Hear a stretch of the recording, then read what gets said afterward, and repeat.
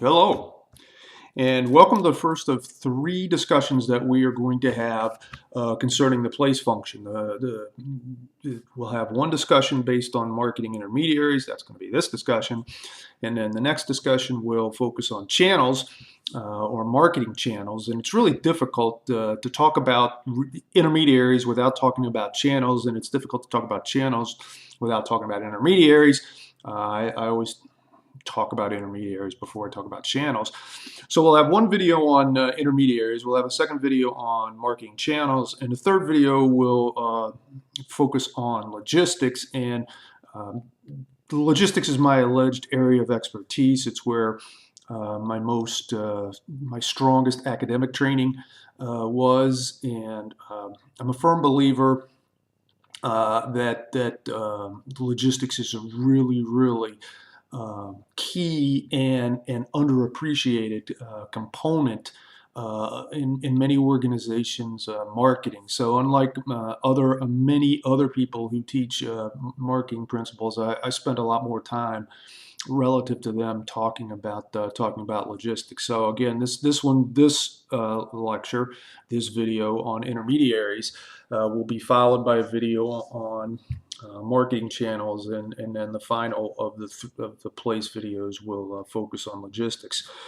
So let's define what's meant by a marketing intermediary. And a marketing intermediary can be defined as an organization that facilitates exchange and purchase of products between the manufacturer and consumer. So again, there's where the channel comes in. You've got manufacturer, you've got a consumer, and then intermediaries are organizations that facilitate the exchange and purchase of products between the manufacturer and the consumer.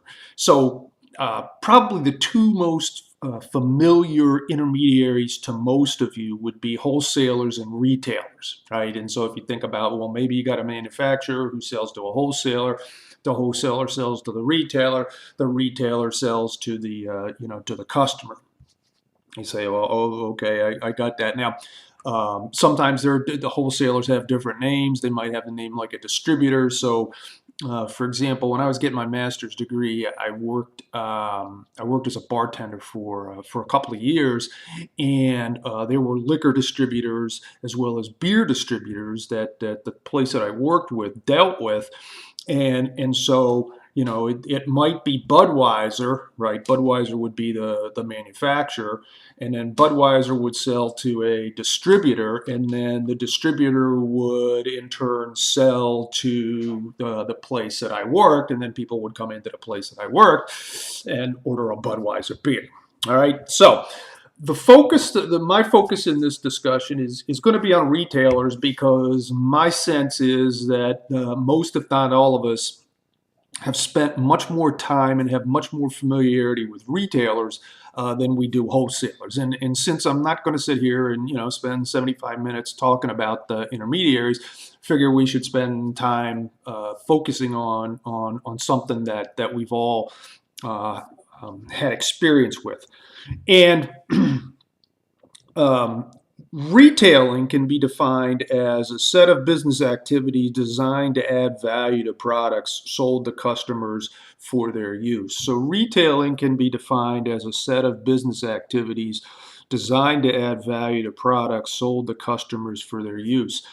And one of the things to keep in mind with that definition is that the use of the term value, and we've through the semester so far, we've made mention multiple times of value, and it's really a key concept in the marketing discipline in the second part of the second decade of the 2000s. And I know the value can sound kind of trite, but 2018, nice example, or maybe not so nice if you had somebody who worked for this particular company. But earlier this year, and in fact, just within the last couple of weeks, Toys R Us announced that it was going out of business, and just within the last couple of weeks, all the last of the Toys R Us stores officially closed. And when I was your age, and when I was in, even when I was getting my master's in business administration in the late 1970s, Toys R Us was like an iconic retailer. I mean, you studied Toys R Us because Toys R Us had just set retailing on its ear back in the 60s because of the fact that it not only had a lot of product breadth, but it had tremendous product depth within the various product lines that it carried. So it was kind of like it was an early precursor of what we call category killers today, with a focus on toys. And yet, here we are in 2018, and a company that was an iconic company even 20 years ago is no longer around. And part of the reason is because of the fact that the value, right, and value propositions have changed, right? The kind of the benefit versus the cost kind of thing has changed, and Toys R Us just wasn't able, or wasn't willing, or maybe both, to kind of address what needed to be addressed in order to stay a viable entity. All right. So again, the value thing, and so you can, if you start to think about it over the past 10 to 15 years, a number of companies that are well-known companies, and I'm thinking primarily in the United States. I'm not trying to exclude non-U.S. markets, but I think many of us have more knowledge of stuff going on in the United States than we do in other countries.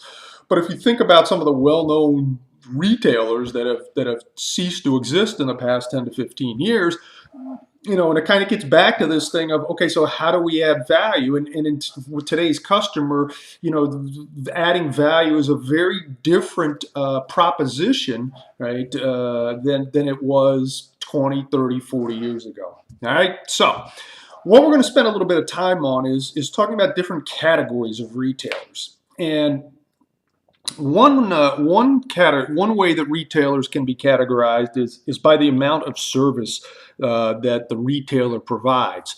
So there are what are known as full service retailers, and these are just exactly what they sound like. They provide tremendous levels of service or in-store service to the customer.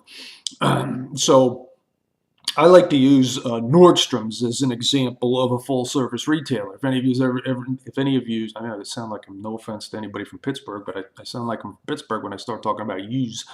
Um, uh, if you've ever been into a Nordstrom's, you can barely get 10 feet into a Nordstrom's without a salesperson, coming up to you and asking you if you need some kind of help. And there tend to be, throughout a Nordstrom store, there tend to be a lot of store personnel that are visible and that will, on occasion, interact with customers. Contrast that to self-service, right, stores or retailers where the customer provides most of the service, right? And you say, yeah. So you say, well, Walmart would be more of a self-service kind of place. I mean, there is the Walmart greeter, after you get into the Walmart, but while there might be some Walmart personnel around, they generally aren't coming up to the customer. And sometimes, and at least with the Walmarts I've been into, sometimes when you approach a Walmart employee, they like run the other way because they don't want to like deal with customers.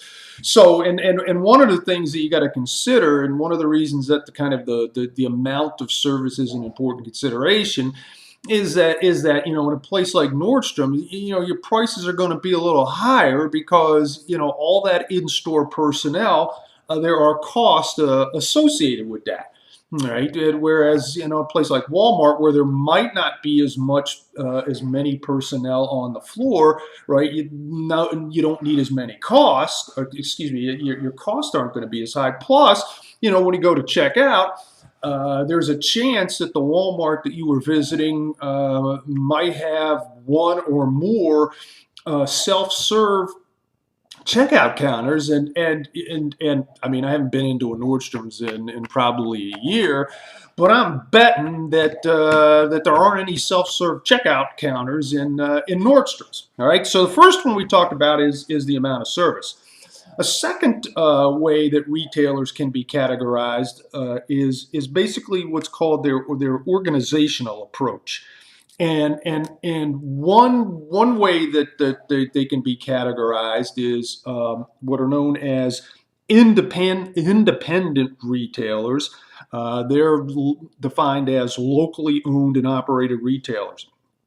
And Cleveland's an interesting place because there's actually something called the Cleveland Independence Restaurants. It's a group of restaurateurs that are not part of a nationwide chain, and we'll talk about a chain in a minute.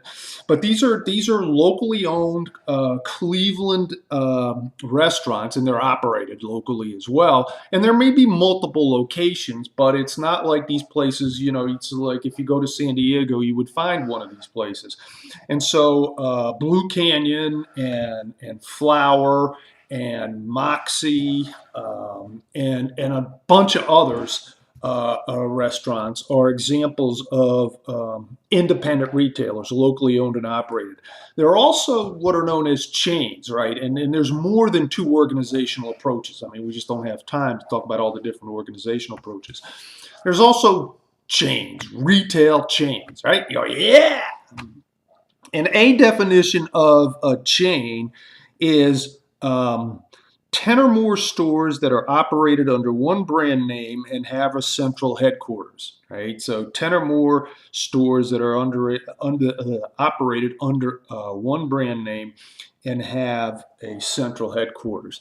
So you go, well, what would be examples? Okay, so some of you might be from like upstate or northwest New York, right? Wegmans, right? The kind of the grocery store. And we'll talk about that in a minute, right? Zara, the clothing store. You say, no, Zara is not U.S. I know Zara's headquarters is in Spain, right? CVS would be an example of a chain. McDonald's would be an example of a chain, right? So you can think, so you got this, different organizational approaches to retailers. So we've talked about the amount of service. We've talked about the organizational approach. And then a third approach involves product line. And your book does a really good job with product line. And one of the reasons I like to talk about the product line is there's been such a blurring of distinction between certain types of retailers. For a variety of reasons that it in some cases it's really difficult to figure out what a retailer is. And so you might be sitting there struggling with the with the longer written assignment, and you go, oh, geez, I got this crazy place called Discount Drug Mart. Discount Drug Mart is a regional chain in Northeast Ohio. And, by having the name Drug Mart in it, it seems like that would be a pharmacy. But it also has discount. And so, well, maybe it's a discount store. And so bottom line is, I mean, I've had students through the years with this particular assignment.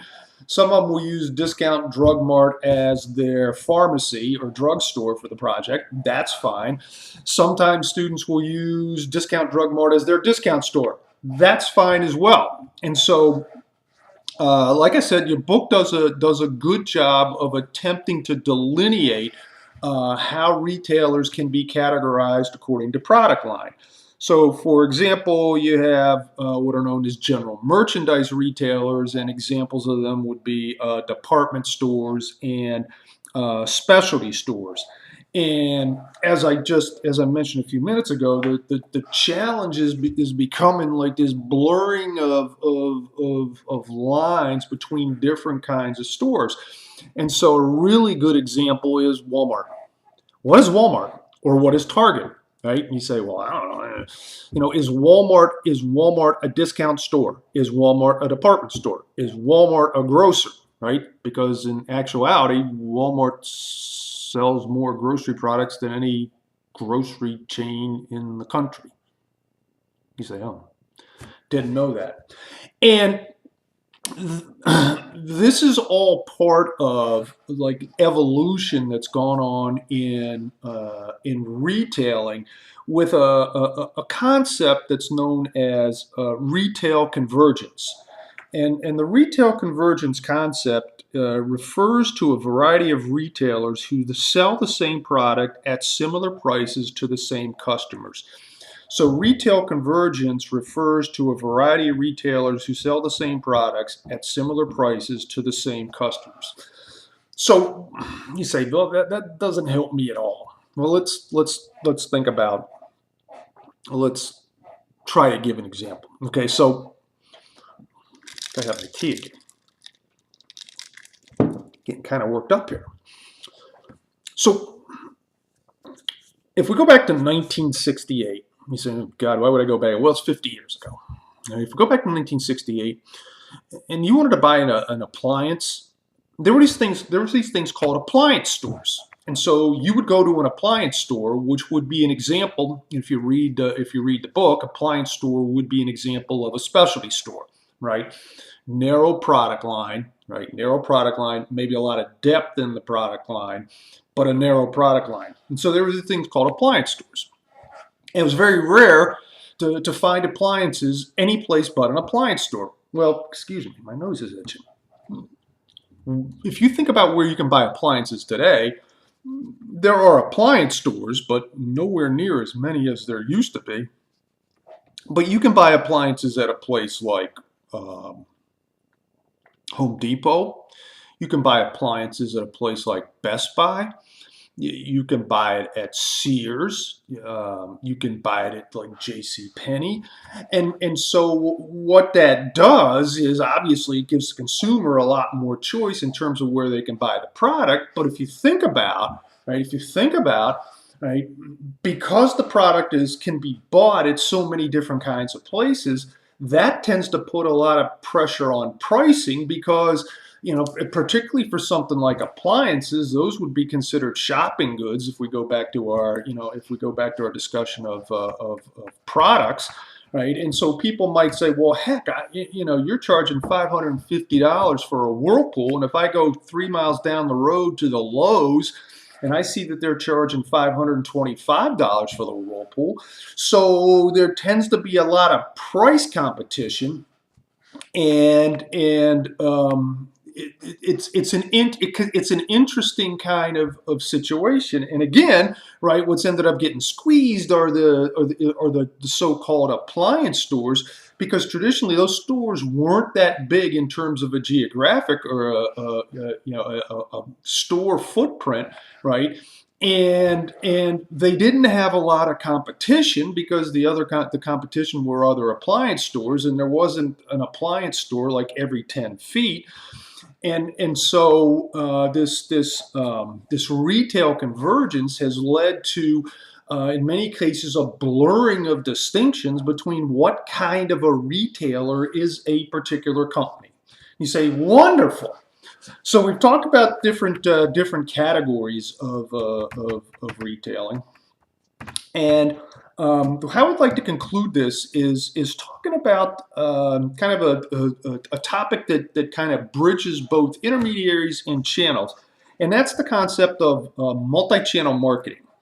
And multi-channel marketing refers to marketing using a number of different channels to reach a customer.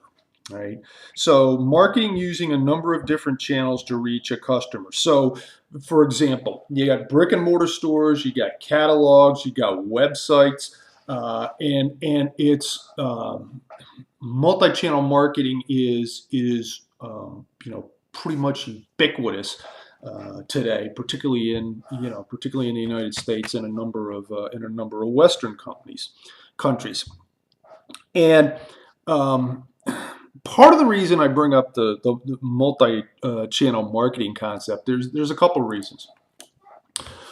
One is that what has happened over the last 10 to 15 years is a refinement of the multi-channel marketing into a concept known as omni-channel. OMNICHANNEL, and in fact, the book now refers to omni-channel, whereas the fourth edition of the book talked about multi-channel. The fifth edition and the sixth edition they talk about omni-channel. And what omni-channel has done is take this multi-channel approach, right? Letting setting up different channels to reach a customer, and it basically turns the whole thing into a seamless process. And so a definition of omni-channel is a seamless shopping experience, where basically you have a consumer who is basically agnostic in terms of how the order is placed, and agnostic in terms of how the order is filled. And what it is causing is a lot of logistical challenges, as well as retail challenges, because what is starting to happen, right, is that brick and mortar stores that historically were places where people would go to purchase products, increasingly a number of retailers are now using those brick and mortar stores as fulfillment places, so that if you, for example, place an order online, or if you place an order through your smartphone, you have the capability of going to a brick and mortar store and getting the order. Well, that's a whole different thing, right? So now, if you're thinking about it just from an inventory perspective, you better have a really good inventory monitoring system, because if, the Murph man here is ordering a Fitbit online, and he's going to go to the Target and pick up his Fitbit that he ordered online, and then somebody, walks in off the street and they want a Fitbit, and, they're right there standing in front of you, and the Murph man shows up and goes, wait a minute, what the hell happened to my Fitbit? And so this is a really fascinating concept. This omni-channel is a really fascinating concept, and it's going to be interesting to see over the next few years how this omni-channel stuff plays out. So we will stop there, because I'm at about 22 and a half minutes, and we will talk to you next time when we look at marketing channels. Bye for now.